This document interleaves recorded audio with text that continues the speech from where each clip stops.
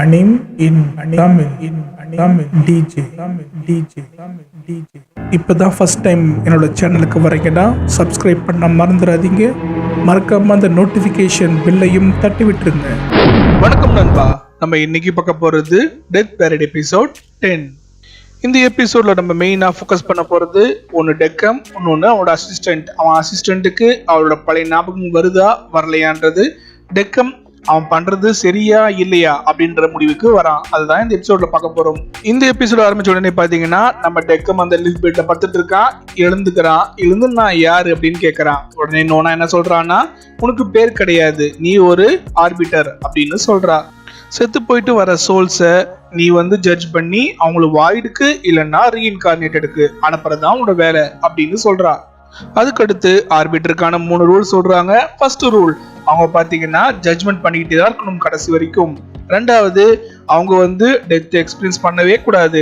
மூணாவது, ஹியூமனோட எமோஷன் இருக்கவே கூடாது அப்படின்ட்டு அவ சொல்றா. அதுக்கடுத்து பாத்தீங்கன்னா இப்போது சீன் வந்துட்டாங்க. நம்ம டெக்கம் நோனா கிட்ட கேட்கறான், அதாவது நம்ம பண்றது சரியா அப்படின்னு அவன் ஏன் கேட்கறான்னு பாத்தீங்கன்னா அவனுக்கு ஃபிளாஷ் ஆகுது. அதாவது அவன் அசிஸ்டன்ட் கேட்டிருப்பா, இது மாதிரி நீங்க இதை பண்றது ஜட்ஜ்மெண்டே கிடையாது அப்படின்ற மாதிரி. அதெல்லாம் அவன் கேட்கறான், நம்ம ஜட்ஜ்மெண்ட் பண்றோம், எக்ஸ்ட்ரீம் கண்டிஷன் கொடுக்குறோம், அவங்க டார்க்னஸ் வெளியே வர வைக்கிறோம்னு நம்ம நினைக்கிறோம். ஆனா நம்ம கொடுக்குற எக்ஸ்ட்ரீம் கண்டிஷனால தான் அவங்க டார்க்னஸே உருவாகுதுன்ற மாதிரி சந்தேகம் எனக்கு இருக்கு. உடனே பாத்தீங்கன்னா நோனா டாபிக்க மாத்திரா. அப்ப அந்த பொண்ணு என்ன பண்றது அப்படின்னு கேட்கும் போது நம்ம டெக்கம் அசிஸ்டண்ட காட்டுறாங்க. அவ கையில பாத்தீங்கன்னா அவளோட தோல் உடையிற மாதிரி இருக்கு. அதாவது அவ டம்மிக்கு மேலதான் அந்த தோல் இருக்கு. அவளோட டைம் முடிக்கு வரப்போது, என்ன ஜட்ஜ்மெண்ட் பண்ண போற அப்படின்னு கேட்க, அதுக்கு அவன் என்ன சொல்றான்னா, நான் பாத்துக்கிறேன் அப்படின்னு சொல்லும் போது, அவளோட மெமரி இல்லாமயே அவளோட டார்க்னஸ் வெளியே வர வைக்காமயே நீ ஜட்ஜ் பண்ண போறியா அப்படின்ற மாதிரி கேட்க, இல்ல நான் பாத்துக்கிறேன் அது மாதிரிலாம் இல்லை அப்படின்ட்டு சொல்ல, நீ அவளோட உண்மையான மெமரியை தெரிஞ்சா இது மாதிரி பேசுவியா அப்படின்ற மாதிரி கேட்க, அதுக்கிட்டையும் அந்த சீன் முடியுது. அடுத்த சீனே பாத்தீங்கன்னா நம்ம டெக்கம் அவன் அசிஸ்டன்ட் பேசுறான். என்ன அப்படின்னா, உன்னோட டைம் வந்துருச்சு, உன்னை ஜட்ஜ் பண்ணி ஆகணும் அப்படின்னு சொல்ல, சரின்ட்டு உட்காடுறாங்க. அதுக்கிட்ட என்ன சொல்றான்னா, இன்னொரு கெஸ்ட் வராங்க, வெயிட் பண்ணு அப்படின்னு சொல்ல பாத்தீங்கன்னா ஒரு வயசான ஒரு பாட்டி வராங்க. அங்க வந்த உடனே அவங்க கேக்குறாங்க, என்னாச்சு ஏன் வந்திருக்குன்ட்டு. என்ன சொல்றான்னா, நீங்க கேம் ஆனாதான் இங்கிருந்து போக முடியும் அப்படின்னு சொல்ல, அவங்களும் சரி ஓகே அப்படின்னு சொல்றாங்க. இவன் கேக்குறான், உங்களுக்கு ஞாபகம் இருக்கா எப்படி வந்தீங்கன்ட்டு. இல்லைன்றாங்க. சரின்னு கேமை ஸ்டார்ட் பண்றதுக்காக ரூலெட்டை பிளே பண்ண, அவங்களுக்கு வரது பாத்தீங்கன்னா ஓல்டு மெய்டு. வந்த உடனே ஐயோ என் பேரே வந்திருக்கு அப்படின்றாங்க, அதாவது வயசானவங்கன்ற மாதிரி. என்ன சொல்றாங்கன்னா, இல்ல இது கேம் அப்படின்னு சொல்ல, எனக்கு தெரியுமா, நான் சும்மா காமெடியா சொன்னேன் அப்படின்னு அவங்க சொல்றாங்க. அதுக்கடுத்து பாத்தீங்கன்னா டெக்கம் என்ன சொல்றான்னா, நானும் ஜாயின் பண்றேன் இந்த கேம்ல அப்படின்ட்டு 3 பேருமே கேம் ஆட ஆரம்பிக்கிறாங்க. இது என்னன்னா சீட்டு கட்டு தான். அதாவது நம்ம 2 நம்பர் ஒன்னா சேர்ப்போம் பாத்தீங்களா, கடைசியா யார்கிட்ட ஜோக்கர் இருக்கோ அவங்க தான் அவுட்டு. அதே ரூல் தான் இதுலயும். ஆனாலும் கொஞ்சம் டிஃபரன்ஸ் இருக்கு. என்ன இருக்குன்னு பாத்தீங்கன்னா, இந்த கார்ட்ஸ்ல இருக்கிற எல்லா போட்டோஸும் பாத்தீங்கன்னா டிஃப்ரெண்ட் போட்டோஸ், இவங்க 3 பேர் சம்பந்தப்பட்ட போட்டோஸும் அதுல இருக்கு, கலந்து இருக்கு. இது அது மூலமா அவங்களுக்கு பழையசெல்லாம் ஞாபகம் வர பாசிபிலிட்டி உண்டு அப்படின்ற மாதிரி. இதை பார்த்த உடனே அந்த பாட்டி என்ன சொல்றாங்கன்னா, எனக்கு இது பார்த்த உடனே என்னோட பழைய ஞாபகம் வருது. ஏன்னா நான் ஒரு இல்லஸ்ட்ரேட்டர், இந்த போட்டோவை நான் வரைஞ்சிருக்கேன் அப்படின்ட்டு சொல்றாங்க. ஐயோ, என்னை பத்தி நான் சொல்லவே இல்லையே, என்னோட பேர் சச்சிகோ அப்படின்னு அவங்க சொல்ல, டெக்கம் உடனே என்னோட பேர் டெக்கம் அப்படின்னு சொல்றாங்க. அதுக்கடுத்து 2 பேருமே நம்ம அசிஸ்டன்ட் திரும்பி பார்க்க, அவ என்ன சொல்றான்னா, எனக்கு என்னோட பேரு ஞாபகம் இல்லை அப்படின்னு சொல்றா. சரி, கேமை கன்டினியூ பண்றாங்க. அதுக்கிட்டையும் பாத்தீங்கன்னா நம்ம டெக்கமுக்கு கிங்கியோட பொம்மை கார்டு வருது. உடனே அவனுக்கு கிங்கி ஞாபகம் வருது.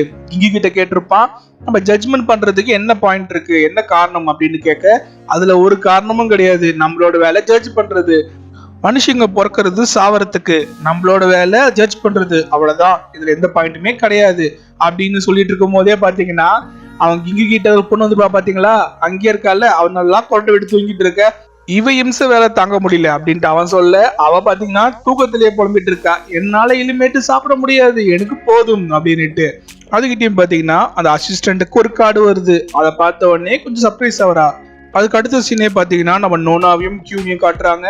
அதாவது ஹியூமன் இமோஷன் வச்சது அது ஒரு ரிஸ்கான விஷயம் தான் நீ டெக்கமுக்கு அப்படின்ற பத்தி பேசிட்டு இருக்காங்க. அங்க பாத்தீங்கன்னா அந்த லிஃப்ட் அப் பண்றவனும் அங்க கூடியே தான் இருக்கான். அதுக்கு அடுத்த சீனே பாத்தீங்கன்னா, சரி எங்களை பத்திலாம் தேவையில்லை, எனக்கு அவன் அசிஸ்டண்டோட மெமரியை கொடு, நான் செக் பண்ணணும் அப்படின்ட்டு சொல்ல, அவளும் யோசிக்கிறா. அதுக்கு அடுத்த சீனே பாத்தீங்கன்னா அந்த பாட்டியை காட்டுறாங்க. அவங்க என்ன சொல்றாங்கன்னா, இது என்னோட ஆஃப்டர் லைஃப் தானே, நான் செத்துட்டேன் அப்படிதானே அப்படின்னு கேட்க உடனே சர்ப்ரைஸ் ஆகுறாங்க. உங்களுக்கு எப்படி தெரியும் அப்படின்னு கேட்க, இல்ல இந்த கேம் பார்க்கும் போதே தெரியுது எனக்கு ஒரு மேஜிக்கலா. ஏன்னா இந்த கார்டுல இருக்கிற போட்டோ பாத்தீங்கன்னா நான் வரையணும் முடிவு எடுத்திருக்கேன், ஆனா இன்னும் வரையவே இல்லை. ஆனா இப்ப பாத்தீங்கன்னா அந்த போட்டோ இதுல இருக்கு. சோ நான் செத்து இருக்கணும், இல்லைன்னா இது கனவா இருக்கணும் அப்படின்னு சொல்ல அவன் சர்ப்ரைஸ் ஆகுறான். ஆமா, நான் சோலை ஜட்ஜ் பண்றது என்னோட வேலை, நான் பேர் ஆர்பிட்டர் அப்படின்னு சொல்றான். உடனே அந்த பாட்டி என்ன சொல்றாங்கன்னா, எனக்கு வயசு ரொம்ப ஆயிடுச்சு, நான் செத்தது கூட எனக்கு ஞாபகம் இல்லை அப்படின்னு சிரிச்சுக்கிட்டே சொல்ல அவன் என்ன சொல்றான்னா, இல்ல நார்மலா செத்து போயிட்டு வரவங்களுக்கு செத்ததே ஞாபகம் இருக்காது அப்படின்னு சொல்றான். சொல்லி முடிச்சுட்டு, உங்களுக்கு உங்களோட கடைசி நேரத்தை பத்தி தெரியணுமா அப்படின்னு கேட்க, இல்ல அது தெரியாம இருக்கிறதே நல்லதுதான் அப்படின்னு அவங்க சொல்றாங்க.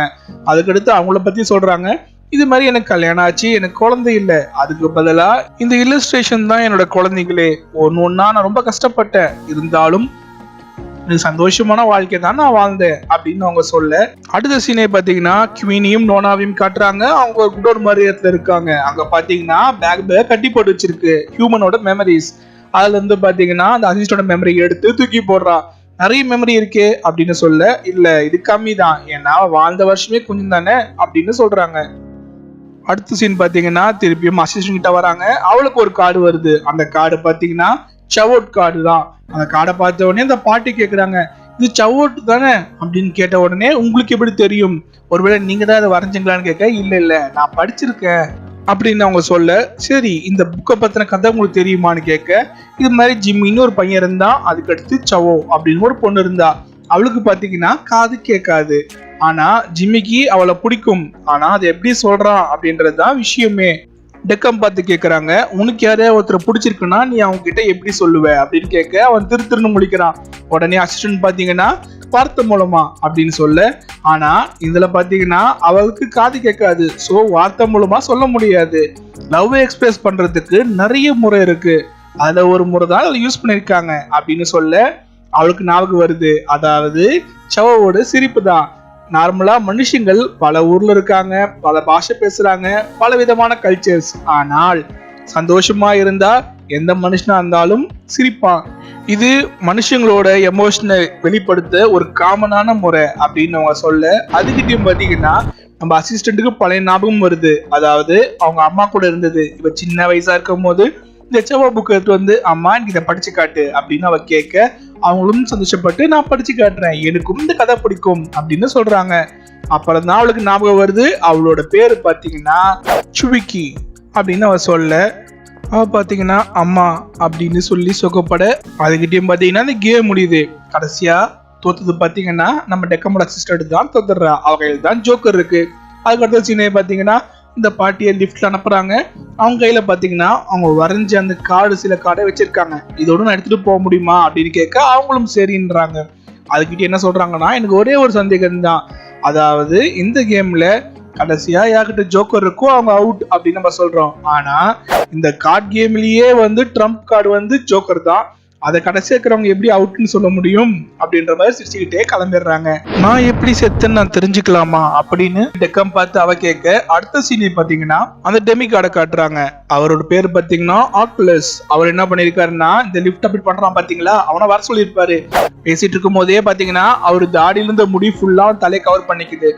அது மூலமா அவர் என்ன பண்றாருன்னா அவனோட மெமரி மொத்தமே ரீட் பண்றாரு. அவனுக்கு எல்லா விஷயமும் தெரிஞ்சு போச்சு. அதாவது டெக்கம் ஜட்மெண்ட் பத்தி நோனா கிட்ட கேட்டது, நோனாவும் பேசினது, அவன் மெமரியை பத்தி பேசினது, எமோஷனை பத்தி பேசினது எல்லாமே தெரிஞ்சு போச்சு.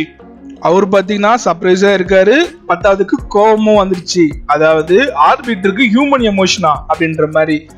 அதுகிட்டயும் பாத்தீங்கன்னா டெக்கம் காட்டுறாங்க. அவன் என்ன சொல்லிட்டு இருக்கான்னா, இது மாதிரி ஹியூமனுக்கு பத்தி தெரிஞ்சா மட்டும்தான் அவங்கள ஜட்ஜ் பண்ண முடியும்.